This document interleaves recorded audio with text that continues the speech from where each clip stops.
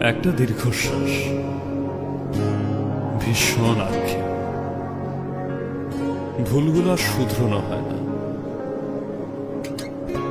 শেষ বিকেল এবং সন্ধ্যার ধোঁয়াশায় ধীরে ধীরে ফুরিয়ে যায় জীবনের সময়। ব্যর্থতার অপ্রাপ্তির মাঝে আমার বোধতা।